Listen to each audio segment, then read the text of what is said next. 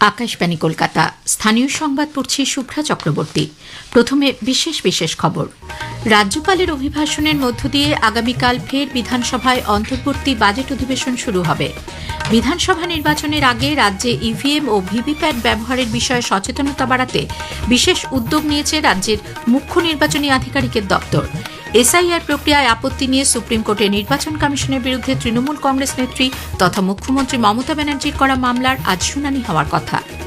ঝাড়খণ্ডে মুর্শিদাবাদের পরিযায়ী শ্রমিকের অস্বাভাবিক মৃত্যুর প্রতিবাদে বেলডাঙ্গায় অশান্তির ঘটনায় এনআইএ তদন্তে কলকাতা হাইকোর্টের নির্দেশকে চ্যালেঞ্জ জানিয়ে সুপ্রিম কোর্টের দ্বারস্থ হয়েছে রাজ্য সরকার। কলকাতার পর জলপাইগুড়ি সাই কেন্দ্রে 400 মিটার সিনথেটিক ট্র্যাকের উদ্বোধন করেছেন কেন্দ্রীয় যুব ও ক্রীড়া বিষয়ক মন্ত্রী মনসুখ মান্ডবিয়া। আজ বিশ্ব ক্যান্সার দিবস। নানা অনুষ্ঠানের মধ্য দিয়ে ক্যান্সার রোগ সম্পর্কে সচেতনতা তৈরির লক্ষ্যে দিনটি পালিত হয়ে থাকে। কলকাতা সহ আশপাশ এলাকায় গত রাতে ভূকম্পন অনুভূত হয়।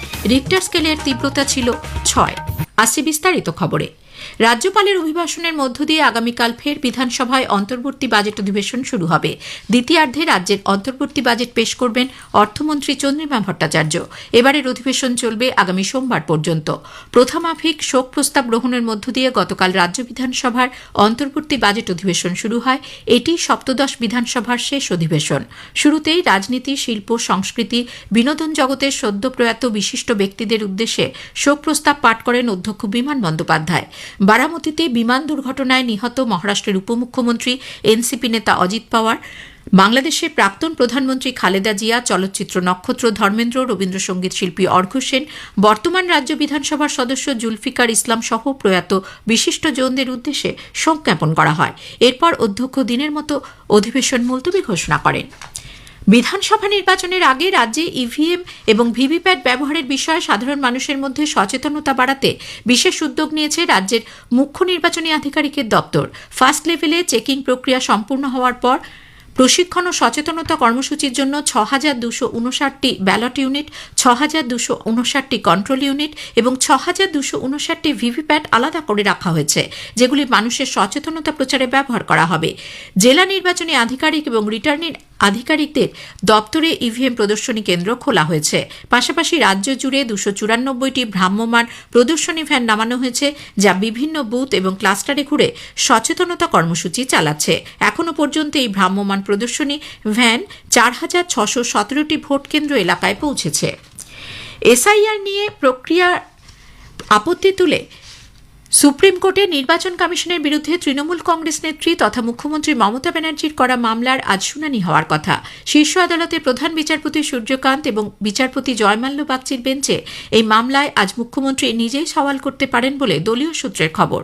আগেই জানানো হয়েছে, এসআইআর প্রক্রিয়ায় রাজ্যের মানুষের অসুবিধা নিয়ে অভিযোগ তুলে মুখ্যমন্ত্রী ফের ক্ষোভ ব্যক্ত করেছেন। গতকাল নতুন দিল্লিতে এক সাংবাদিক বৈঠকে তিনি বলেন, এসআইআর নিয়ে নির্বাচন কমিশনের কাজকর্মে মানুষ বুঝতে পারছেন না তাঁরা কোথায় অভিযোগ জানাবেন। একাধিকবার এ বিষয়ে নির্বাচন কমিশনকে চিঠি দিলেও কোনো উত্তর পাওয়া যায়নি বলে অভিযোগ করেন তিনি। ঝাড়খণ্ডে মুর্শিদাবাদের পরিযায়ী শ্রমিকের অস্বাভাবিক মৃত্যুর প্রতিবাদে বেলডাঙ্গায় অশান্তির ঘটনায় এনআইএ তদন্তের কলকাতা হাইকোর্টের নির্দেশকে চ্যালেঞ্জ জানিয়ে সুপ্রিম কোর্টের দ্বারস্থ হয়েছে রাজ্য সরকার। শীর্ষ আদালতে এনআইএ তদন্তের যৌক্তিকতা নিয়ে প্রশ্ন তুলেছে রাজ্য। গত 20 জানুয়ারি হাইকোর্টের প্রধান বিচারপতি সুজয় পাল এবং বিচারপতি পার্থসারথী সেনের ডিভিশন বেঞ্চ এই সংক্রান্ত মামলার শুনানিতে জানান, কেন্দ্রীয় সরকার প্রয়োজন মনে করলে এনআইএকে দিয়ে তদন্ত করাতে পারে। এরপরই গত শনিবার তদন্তকারী সংস্থার আধিকারিকরা ঘটনাস্থলে যান।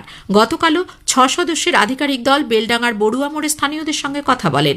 এলাকার বেশ কিছু দোকানের সিসিটিভি ফুটেজ সংগ্রহ করেন তারা। উল্লেখ্য, ঝাড়খণ্ডে ভাড়া বাড়িতে মুর্শিদাবাদের ওই পরিযায়ী শ্রমিকের ঝুলন্ত দেহ উদ্ধারের ঘটনায় চলতি মাসের 16 ও 17 তারিখ বিক্ষোভে উত্তাল হয়ে ওঠে বেলডাঙ্গা। খবর সংগ্রহে গিয়ে আক্রান্ত হন সাংবাদিকরা। ভাঙচুর করা হয় সরকারি সম্পত্তিতেও। সুন্দরবনের লাহিড়িপুর গ্রাম পঞ্চায়েতের বাঘেরহানায় মৃত প্রফুল্ল মণ্ডলের পরিবারকে অবিলম্বে ক্ষতিপূরণের টাকা দেওয়ার নির্দেশ দিয়েছে কলকাতা হাইকোর্ট। 2019 সালের 24 ডিসেম্বর বাঘের হামলায় মৃত্যু হয় প্রফুল্লর। দীর্ঘদিন ধরে ক্ষতিপূরণ না পেয়ে অবশেষে কলকাতা হাইকোর্টের দ্বারস্থ হয়েছিলেন মৃতের স্ত্রী। পশ্চিম মেদিনীপুরের কেশপুর বিধানসভার 7 নম্বর অঞ্চলের রামাকাটা এলাকায় গতরাতে দলীয় অভ্যন্তরীণ বৈঠক চলাকালীন বিজেপি কর্মীদের ওপর হামলার অভিযোগ উঠেছে তৃণমূল কংগ্রেস আশ্রিত দুষ্কৃতীদের বিরুদ্ধে। ঘটনায় প্রায় 15 জন বিজেপি কর্মী সমর্থক গুরুতর আহত হয়েছেন। তাদের মেদিনীপুর মেডিকেল কলেজ হাসপাতালে ভর্তি করা হয়েছে। বিজেপি নেতৃত্বের অভিযোগ, কেশপুরের রামাকাটা এলাকাতে বুথ বিজয় সংকল্প সভা চলাকালীন কিছু দুষ্কৃতী এসে সভায় উপস্থিত সদস্যদের ছবি তুলে নেয় এবং বাঁশ, লাঠি প্রভৃতি জিনিস দিয়ে বেদম প্রহার শুরু করে। কয়েকটি মোটরসাইকেলেও চলে ভাঙচুর। হামলার ঘটনায় ক্ষুব্ধ বিজেপি সমর্থকরা রাতেই মেদিনীপুর শহরে জেলা পুলিশ সুপারের কার্যালয়ে ঘেরাও করে বিক্ষোভ দেখান। তৃণমূল কংগ্রেসের পক্ষ থেকে অবশ্য তাদের বিরুদ্ধে ওঠা সব অভিযোগ অস্বীকার করা হয়েছে। দক্ষিণ কলকাতার ঢাকুরিয়ার গোলপার্কে কাকুলিয়া রোডে গোষ্ঠী সংঘর্ষের ঘটনায় পুলিশ সোনাপাপ্পুর ঘনিষ্ঠ বাবুসোনা দাস এবং শুভঙ্কর রায় সহ 4 জনকে গতকাল গ্রেপ্তার করেছে। আজ তাদের আদালতে তোলা হবে। এই নিয়ে ঘটনায় গ্রেপ্তারের সংখ্যা দাঁড়ালো 19। তবে মূল অভিযুক্ত সোনাপাপ্পুকে এখনও গ্রেপ্তার করা হয়নি। আজকের প্রসঙ্গ অনুষ্ঠানে এবারের বিষয় প্রগতি। আজ শুনবেন পশ্চিমবঙ্গের জলপথের উন্নয়নে কেন্দ্রীয় সরকারের বিভিন্ন উদ্যোগ নিয়ে বিশেষ আলোচনা। কলকাতার শ্যামাপ্রসাদ মুখার্জি বন্দরের চিফ ইঞ্জিনিয়ার শান্তনু মিত্রের সঙ্গে কথা বলেছেন দিব্য দে। আজ শুনবেন প্রথম পর্ব। আকাশবাণীর সংবাদ বিভাগ প্রযোজিত অনুষ্ঠানটি শোনা যাবে আজ রাত 9:30টায় গীতাঞ্জলি, ডিটিএইচ বাংলা এবং আকাশবাণীর সংবাদ কলকাতা সোশ্যাল মিডিয়া প্ল্যাটফর্মে। খবর প্রচারিত হচ্ছে আকাশবাণী কলকাতা কেন্দ্র থেকে। আমাদের সংবাদ শোনা যাবে ইউটিউব চ্যানেল আকাশবাণী সংবাদ বাংলা, ফেসবুক ও ইনস্টাগ্রাম আকাশবাণী সংবাদ কলকাতা এবং এক্স হ্যান্ডেল AIR নিউজ কলকাতাতে। কেন্দ্রীয় যুব ক্রীড়া বিষয়ক মন্ত্রী মনসুখ মান্ডভিয়া গতকাল জলপাইগুড়ির সাই কেন্দ্রে ভার্চুয়ালি 400 মিটার সিনথেটিক ট্র্যাকের উদ্বোধন করেন। দেশে খেলাধুলোর পরিকাঠামোর উন্নতিতে কেন্দ্রীয় সরকার সব রকমের চেষ্টা চালাচ্ছে বলে জানান তিনি। स्पोर्ट्स अथॉरिटी ऑफ इंडिया के विविध सेंटर पर कुल मिला के 6 शिलान्यास और 2 लोकार्पण, जिसकी कीमत है, कॉस्ट है, जिसका हमने फाउंडेशन टर्न लेइंग करा है 82 करोड़ रुपीस। और इनोग्रेशन का 2 प्रोजेक्ट है, construction of centralised kitchen, food court come dining and establishing of integrated sports science centre and commissioning hall 30 crore. कुल मिला के 120 करोड़ का आज लोकार्पण और शिलान्यास हम कर रहे हैं। জলপাইগুড়ি স্পোর্টস অথরিটি অফ ইন্ডিয়ার ইনচার্জ ওয়াসিম আহমেদ বলেন, কলকাতার পর রাজ্যের মধ্যে দ্বিতীয় সিনথেটিক ট্র্যাক এখানে তৈরির খবরে খেলোয়াড় মহল উৎসাহিত। আজ বিশ্ব ক্যান্সার দিবস। বিশ্বজুড়ে ক্যান্সার রোগ সম্পর্কে মানুষের মধ্যে সচেতনতা তৈরির লক্ষ্যে দিনটি পালিত হয়ে থাকে। ক্যান্সার রোগ সম্পর্কে সচেতনতা বাড়াতে চিকিৎসক, স্বাস্থ্য ও সমাজসেবী সংগঠনগুলি আজ নানা অনুষ্ঠানের আয়োজন করেছে। উত্তরে বাতাসের প্রভাবে এখনও রাজ্য জুড়ে হালকা শীতের আমেজ রয়েছে। তবে গত কয়েকদিন কলকাতার সর্বনিম্ন তাপমাত্রা স্বাভাবিক বা তার নিচে থাকলেও আজ তা কিছুটা বেড়েছে। আলিপুরে আজ সর্বনিম্ন তাপমাত্রা রেকর্ড করা হয়েছে 16.8 ডিগ্রি সেলসিয়াস, স্বাভাবিকের থেকে 1.2 ডিগ্রি বেশি। এদিকে গত রাতে 9:03 নাগাদ কলকাতা সহ আশপাশ এলাকায় ভূকম্পন অনুভূত হয়। উৎপত্তি স্থল ছিল মায়ানমার এলাকায়। রিক্টার স্কেলে তীব্রতা ছিল 6। আলিপুর আবহাওয়া দপ্তর জানিয়েছে, পরে 9:21 নাগাদ ভূকম্পন পরবর্তী কম্পনে আবার কেঁপে ওঠে মায়ানমার। এর তীব্রতা ছিল 5.3। 49তম আন্তর্জাতিক কলকাতা বইমেলার গতকাল সমাপ্তি হয়েছে। মেলার আয়োজক পাবলিশার্স অ্যান্ড বুকসেলার্স গিল্ডের পক্ষ থেকে মেলার থিম কান্ট্রি আর্জেন্টিনা, প্রথম অংশগ্রহণকারী দেশ ইউক্রেন এবং দীর্ঘদিন পর যোগদানকারী চীন সহ বিদেশি প্রতিনিধিদের সম্মানিত করা হয়। উত্তর কলকাতার বাগবাজার গৌড়ীয় মিশনের উদ্যোগে অন্যান্য বারের মতো এবারও আজ শুরু হচ্ছে শ্রীচৈতন্য মহোৎসব মেলা। চলবে 8ই ফেব্রুয়ারি পর্যন্ত। সেই সঙ্গে গৌড়ীয় মঠের প্রতিষ্ঠাতা ভক্তি সিদ্ধান্ত সরস্বতী গোস্বামী প্রভুপাদের 152তম জন্মতিথি উপলক্ষে নানা ধর্মীয় অনুষ্ঠানের আয়োজন করা হয়েছে গৌড়ীয় মিশনের পক্ষ থেকে। গতবারের বিজয়ী বাংলাকে হারিয়ে সার্ভিসেস জাতীয় ফুটবল সন্তোষ ট্রফির সেমিফাইনালে উঠেছে। অসমের ডিব্রুগড়ের ঢাকুয়াখানা স্টেডিয়ামে গতকাল কোয়ার্টার ফাইনালে সার্ভিসেস টাইব্রেকারে 3-2 গোলে বাংলাকে পরাজিত করে। শেষ করার আগে স্থানীয় সংবাদের কিছু অংশ আরও একবার।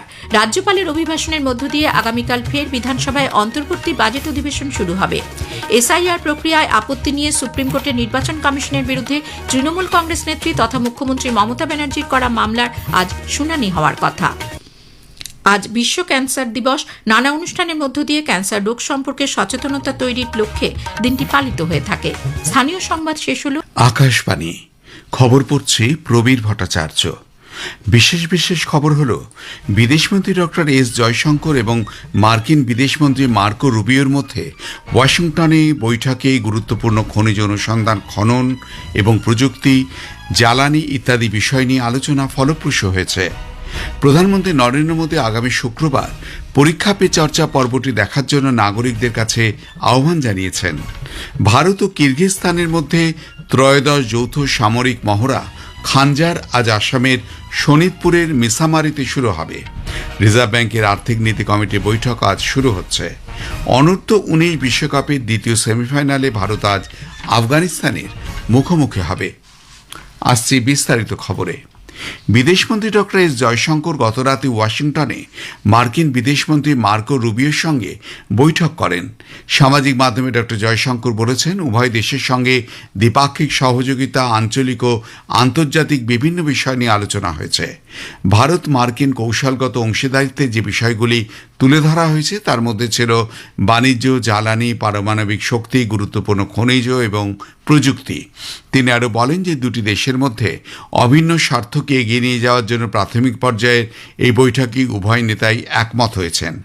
মার্কিন মুখপাত্র টমি পিগট বলেছেন, গুরুত্বপূর্ণ খনিজ অনুসন্ধান, খনন এবং প্রক্রিয়াকরণজাত বিষয়ে উভয় দেশের বিদেশমন্ত্রীরা গুরুত্বপূর্ণ আলোচনা করেছেন।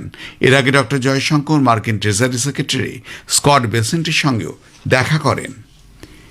ভারত মার্কিন বাণিজ্য চুক্তিকে ঐতিহাসিক এবং ভবিষ্যৎমুখী বলে বর্ণনা করেছেন কেন্দ্রীয় বাণিজ্য শিল্পমন্ত্রী পীযূষ গোয়েল। তিনি বলেছেন, এই চুক্তির কেন্দ্রবিন্দুতে রয়েছে দেশের জাতীয় স্বার্থ। বিশ্ব অর্থনীতিতে এই চুক্তি দেশের অবস্থানকে শক্তিশালী করবে। নতুন দিল্লিতে গতকাল এক সাংবাদিক সম্মেলনে মন্ত্রী বলেন যে প্রধানমন্ত্রী নরেন্দ্র মোদীর নেতৃত্বে শক্তিশালী অবস্থান থেকে ভারত আলোচনা করেছে। জটিল আলোচনা এবং উচ্চ পারস্পরিক শুল্কের মতন চ্যালেঞ্জ সত্ত্বেও ভারত ন্যায্য এবং সুষম বাজার নিশ্চিত করার সঙ্গে সঙ্গে তার মূল স্বার্থ সফলভাবে রক্ষা করেছে। শ্রী গোয়েল আরও বলেন যে এই চুক্তি গ্রামীণ ও শহরের কৃষক, মৎস্যচাষী, ক্ষুদ্র ও মাঝারি শিল্পোদ্যোগ, মহিলা উদ্যোক্তা এবং যুবকদের জন্য নতুন সুযোগ তৈরি করবে। এই চুক্তির আওতায় ভারতের কৃষি স্বার্থ সম্পূর্ণরূপে সুরক্ষিত করা হয়েছে এবং কৃষকদের জীবিকার সঙ্গে কোনো আপোষ করা হয়নি। মন্ত্রী স্পষ্ট বলেন যে এই চুক্তিটি ভারতের সবচেয়ে লাভজনক বাণিজ্য চুক্তিগুলির মধ্যে একটি। माननीय प्रधानमंत्री नरेंद्र मोदी जी ने हमेशा एग्रीकल्चर और डेयरी इन दोनों सेक्टर्स को संभाला है, उनके हितों को संभाला है और इस क्षेत्र में लोगों को उज्जवल भविष्य मिले और मौके मिले, आमदनी बढ़े, उसके लिए लगातार काम किया है। कभी उनके साथ, उनके हितों के साथ समझौता माननीय प्रधानमंत्री जी ने नहीं होने दिया। और यूएस ट्रेड डील में भी भारत के जो सेंसिटिव सेक्टर्स हैं, एग्रीकल्चर को लेके, डेयरी को लेके, उनको संरक्षित किया गया है। প্রধানমন্ত্রী নরেন্দ্র মোদী বলেছেন, ভারতের সঙ্গে মার্কিন যুক্তরাষ্ট্রের বাণিজ্য চুক্তি দীর্ঘমেয়াদী ধৈর্যের ফলেই সম্ভব হয়েছে। গতকাল এনডিএর সাংসদদের এক বৈঠকে শ্রী মোদী বলেন, এই বাণিজ্য চুক্তি এমন একটি অর্থনৈতিক পরিবেশ সৃষ্টি করেছে যা আন্তর্জাতিক বাণিজ্য আলোচনার ক্ষেত্রে সরকারের নিরন্তর প্রচেষ্টাকেই তুলে ধরেছে। রেলমন্ত্রী অশ্বিনী বৈষ্ণব গতকাল মহারাষ্ট্রের পালঘরে মুম্বাই আহমেদাবাদ হাইস্পিড রেল প্রকল্পের দ্বিতীয় পার্বত্য সুড়ঙ্গের সফল খনন সম্পন্ন হওয়ার কথা ঘোষণা করেন। এ উপলক্ষে শ্রী বৈষ্ণব দ্রুত কাজ সম্পন্ন করার জন্য কর্মচারীদের প্রশংসা করেন। তিনি বলেন, সারা বিশ্ব ভারতের প্রথম হাইস্পিড রেল প্রকল্পটি প্রত্যক্ষ করছে। উল্লেখ্য, প্রথম সুড়ঙ্গের খনন কার্য চলতি বছরের 2রা জানুয়ারি সম্পন্ন হয়েছিল। মন্ত্রী আরও জানান, এই প্রকল্পে 344 কিলোমিটার ভায়াডাক্ট এবং 417 কিলোমিটার পিলার নির্মাণের কাজ সম্পন্ন হয়েছে। टेक्नोलॉजी के माध्यम से कंस्ट्रक्शन टेक्नोलॉजी कई नए तरह की चीजें आई हैं और जो बड़ी बड़ी मशीनें हैं वो सारी भारत में बनी। सेकेंड माउंटेन टनल पालघर जिले में 1 महीने के अंदर अंदर इसका ब्रेक थ्रू हुआ है। हाई स्पीड रेल का इस पहले प्रोजेक्ट में करीब 334 किलोमीटर का वायडक्ट कंप्लीट हो गया है। 417 किलोमीटर के पियर्स बन चुके हैं। ओएचई मास्ट 5400 लग चुके हैं। स्टेशन सब जगह एडवांस स्टेज में है, ब्रिजेस एडवांस स्टेज में है। রেলমন্ত্রী বলেন, জম্মু কাশ্মীরের 3টি প্রস্তাবিত রেল প্রকল্প অনির্দিষ্টকালের জন্য স্থগিত রাখা হয়েছে। চাষের জমির ক্ষতির আশঙ্কায় প্রকল্পগুলির প্রতিরোধের সম্মুখীন হয়। জম্মুতে গতকাল এক সাংবাদিক বৈঠকে শ্রী বৈষ্ণব জানান, জম্মু কাশ্মীরের 3টি রেল প্রকল্পের চাহিদা ছিল অনেকদিন ধরেই, কিন্তু স্থানীয় সরকার এবং সাংসদেরা এর বিরোধিতা করেন, কারণ এর ফলে আপেল বাগান ক্ষতিগ্রস্ত হওয়ার আশঙ্কা রয়েছে। প্রধানমন্ত্রী নরেন্দ্র মোদী আগামী শুক্রবার পরীক্ষা পে চর্চা পর্বটি দেখার জন্য নাগরিকদের কাছে আহ্বান জানিয়েছেন। সামাজিক মাধ্যমে এক পোস্টে তিনি বলেন, ভারতবর্ষের তরুণদের সঙ্গে মত বিনিময় করার ফলে মন সতেজ হয়ে যায়। প্রধানমন্ত্রী চাপ মুক্ত হয়ে পরীক্ষার গুরুত্বের উপর জোর দিয়েছেন এবং যে কোনো চ্যালেঞ্জ মোকাবিলা করে আত্মবিশ্বাস গড়ে তোলার বিষয়ে বাস্তবসম্মত অন্তর্দৃষ্টির কথাও বলেছেন। দেবমুগরা, কোয়েম্বাটোর, রায়পুর, গুয়াহাটি, দিল্লির 7 নম্বর লোককল্যাণ মার্গে এবছর প্রধানমন্ত্রীর সঙ্গে পরীক্ষার্থীদের মতবিনিময় সভা অনুষ্ঠিত হয়। এটি প্রধানমন্ত্রী নরেন্দ্র মোদী ইউটিউব চ্যানেল, দূরদর্শন এবং আকাশবাণীতে সম্প্রচারিত হবে। খবর শুনছেন আকাশবাণী থেকে। ভারত ও কিরগিজস্তানের মধ্যে ত্রয়োদশ যৌথ সামরিক মহড়া খানজার আজ আসামের শোনিতপুর জেলার মিসামারিতে শুরু হচ্ছে। এর ফলে দুদেশের মধ্যে দ্বিপাক্ষিক প্রতিরক্ষা সহযোগিতা আরও জোরদার হবে এবং দীর্ঘস্থায়ী সামরিক অংশীদারিত্বকে আরও গভীর করে তুলবে। মহড়া চলবে এ মাসের 17 তারিখ পর্যন্ত। এর লক্ষ্য হল সন্ত্রাসবাদ বিরোধী অভিযানে উভয় দেশের বিশেষ বাহিনীর মধ্যে আন্তঃকার্যক্ষমতা বৃদ্ধি করা।